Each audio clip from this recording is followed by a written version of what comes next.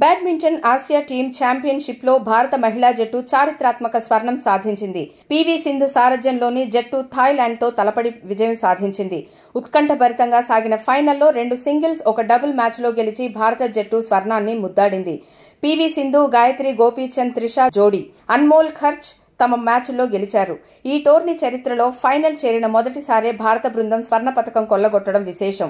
2 ఏళ్ల కిందట Thomas cup ను నెగ్గిన భారత్ కు ఆ తర్వాత ఇదే అతిపెద్ద టోర్నీ విజయం. ఫైనల్లో ఒలింపిక్ పతకాల విజేత తెలుగు తేజం పీవీ సింధు అదరగొట్టేసింది. కేవలం 39 నిమిషాల్లోనే థాయిలాండ్ కు చెందిన సుపనిదా కథేతోంగ్పై విజయం సాధించి భారత్ను 1-0 ఆధిక్యంలోకి తీసుకెళ్లింది.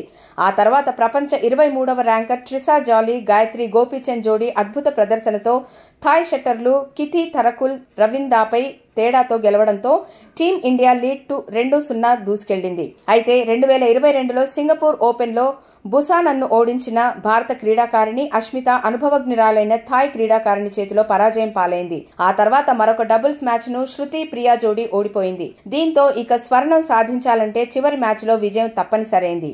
డిసైడర్ మ్యాచ్ లో యువ కెరటం అన్మోల్ ఖర్చ్ అసాధారణమైన ఆటతో ప్రత్యర్థికి చెక్ పెట్టింది. హోరాహోరీగా సాగిన పోరులో పోర్నిషిదాసు 21-14, 21-19 మట్టి కరిపించింది. ఈ టోర్నీ చరిత్రలో తొలి స్వర్ణంతో మువ్వన్నెల జెండాను సగర్వంగా ఎగరేసింది.